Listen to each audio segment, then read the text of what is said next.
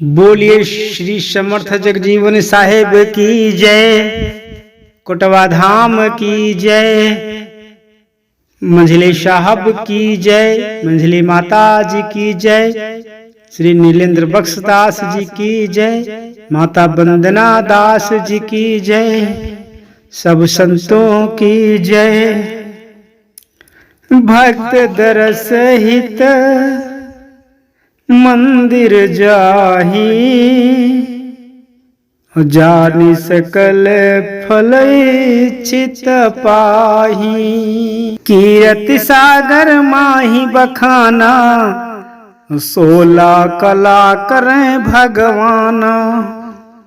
कीरति 16 कथा सुनाई, सुनो भक्तगण तुम मन लाई। सत्य नाम यस कथा प्रसंगा, साधु करई जाय सतसंगा। ज्ञान ध्यान सत संग करावहीं, चाँड़े कुसंग सुसंग बतावहीं। वही गुरु करऊ कोटि प्रणामा, ता गुरु कहे जपौ सतनामा। रहाय जीविका करू आधारा, खेती करे संत परिवारा।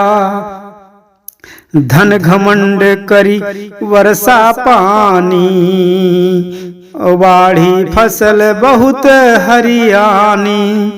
बड़ भई बड़ भाई आसु करई बिचारा, चिड़िया पशु बनावहीं चारा। खग मृग चरई है फसल हमारी, याते जाए करो रखवारी। जग जीवन सो बचन उचारा, खेतन केरी बनऊ रखवारा। स्वामी कहीं खेत ना जई हो, पशु पक्षी का नाही भगई हो। क्रोधित भय बहुत बड़ भाई, स्वामी खेत रखावन जाई। बालक खेत करे रखवारी, पिता कहे यह बचन उचारी। हिंसक पशु राति माँ आवहीं, बालक कैसन खेत रखावहीं। दूसरी गाँव पिता जब धाये, ज्येष्ठ भ्रात स्वामी ठिगयाए। जाओ करहु खेतन रखवारी, क्रोध सहित बहु वचन उचारी। स्वामी बैठी खेत मायै से, जंगल करही तपस्या जैसे। ध्यान लगाए जपत सतनामा, भूल गए रखवारी कामा। पशु पक्षी सब करई आहारा, ध्यान मगन बिसरही संसारा। फसल खाई गे पशु खग ऐसे, खाली पड़ा खेत भाजई से। बीते 5 दिवस पितुआए, साहेब देखी भवन नहीं पाए। खेत जाए बालक का जाना, शंका भई बहुत दुख माना। 5-7 तब जनन बुलावहीं, शीघ्र जावयरु पता लगावहीं। ज्येष्ठ पुत्र जब कहा न माना, गंगा राम चले धरि ध्याना। पहुड़े स्वामी कुसा बिछाए, चारि बोर जानवर पाए। बालक देखी पिता हर सहाना, तब ग्रह पाही करे प्रस्थाना। भक्त दरस हित मंदिर जाही, जानि सकल फल इच्छित पाही। रूप देखियस पुत्र कहे पिता बहुत हर्षान, समय पाए कर बाल यहु होई संत महान। भक्त दरस हित मंदिर जाहि, जान सकल फल इच्छित पाई। प्रात भई जब खेत ही देखा, बड़ भाई कर क्रोध विसेखा। घर पर आए पिता सन बोला, अन्न बचा नहीं एको तोला। पालन करही कैसो परिवारा, स्वामी कहीं जे पालन हारा। करहु क्षोभ यरु दुख नहीं भारी, राम ही करई है खेत रखवारी। रोम रोम महा आप विराजे, पर्वत नदी भानु शशि साजे। हीरा मोती कनक उगावहीं, सब धन धान्य पास चलिया वहीं। राम भरोसे यह परिवारा, अन्न हुए विश्वास हमारा। भाई पिता खेत जब आए, देखी फसल बहुत हर्षाए। अन्न दिए ही यस अंतर्यामी, कहत रहे जग जीवन स्वामी। यही कीरति का हुए पसारा, साहेब लागी रहे दरबारा। भक्त करही साहब गुण गाना, खल जन संत भाव नहीं जाना। काम क्रोध मद लोभ नशा वहीं, स्वामी केर दरस जब पावहीं।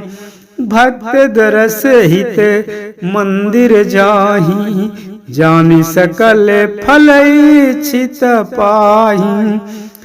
कीरति साहेब कह रही दूरी दूरी तक छाए, संत पंथ दर्शन करही रहे लोग सब जाए। भाव रहे जिस भांति के संत मिले वही भाव, ओ कीरत साहब कर सुनहि ताकर परहि प्रभाव। भक्त दरस हित मंदिर जाहि, जानि सकल फल इच्छित पाहि। स्वामी जी के घर में खेती होती थी। एक वर्ष अच्छी वर्षा हुई और उनके खेत भी बोए गए। तब उनके बड़े भाई ने कहा कि चिड़िया और जंगली जानवर खेतों के दाने खा जाएंगे, अतः तुम खेत में जाकर रखवाली करो। स्वामी जी ने उत्तर दिया कि हम रखवाली नहीं करेंगे। यह सुनकर बड़े भाई को बहुत क्रोध हुआ, किंतु पिताजी ने समझाया कि यह अभी बच्चे हैं, इसलिए इनको रखवाली हेतु न भेजो। ऐसा कहकर पिताजी किसी दूसरे गांव को 4-5 दिन के लिए चले गए। बड़े भाई ने उनके चले जाने पर फिर स्वामी जी से खेतों में जाने को कहा। तब स्वामी जी ने कहा, अच्छा हम जाते हैं, और अकेले चले गए। स्वामी जी खेत के पास बैठकर ऐसे ध्यान मग्न हो गए कि संसार की कोई सुध न रही। तो खेतों की रखवाली कौन करे? परिणाम स्वरूप खेतों का सारा अनाज जंगली जानवर और चिड़ियों ने खा लिया। तब 5वें दिन एक प्रहर रात बीते पिताजी दूसरे गांव से घर वापस आए और स्वामी जी को पूछा कि वो कहाँ गए हैं। तब मालूम हुआ कि वो खेतों में हैं। यह सुनकर उन्हें बहुत दुख हुआ और कहा कि जंगल में उन्हें अकेले भेजना उचित नहीं था। डर है कि उन्हें अकेले जंगली जानवरों ने कोई नुकसान न पहुंचा दिया हो, इसलिए 5-7 आदमी लेकर वहां जाओ और खबर ले आओ। किंतु बड़े लड़के ने इस बात पर कोई ध्यान नहीं दिया और ना ही किसी को जाने के लिए कहा। तब पिताजी स्वयं उठकर चल दिए और खेत के पास जाकर तलाश किया और जाकर देखा कि स्वामी जी कुसा बिछाए लेटे हैं और आसपास जंगली जानवर घेरे खड़े। तब जानवरों को भगाकर उनको उठाया और प्रेम पूर्वक घर ले आए। जब सुबह हुई तो बड़े भाई ने खेत पर जाकर देखा तो बोए हुए अनाज को जानवरों और चिड़ियों ने खा लिया। तब वे क्रोधित होकर घर लौट आए और पिताजी से आकर कहा कि खेतों में एक भी दाना नहीं रहा।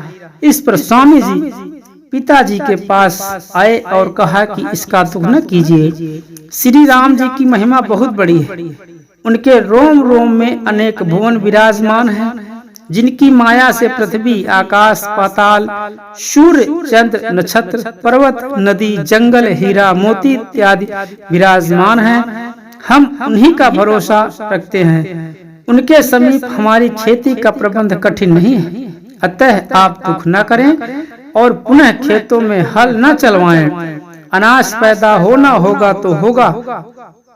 इसके उपरांत पिताजी और बड़े भाई अगले दिन जब खेतों में आए तो उन्होंने देखा कि प्रत्येक ओर बोए हुए अनाज के पौधे मौजूद हैं और जब खेतों को काटा गया तो बहुत अधिक अनाज प्राप्त हुआ, जैसे पहले कभी नहीं पैदा हुआ था। उसे देखकर सभी बहुत प्रसन्न हुए।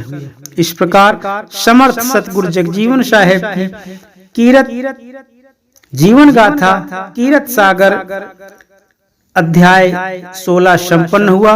बोले श्री सतगुरुदेव भगवान की जय, कुटवा धाम की जय, सब संतों की जय। जय जय Sitaram. Subscribe now for more videos.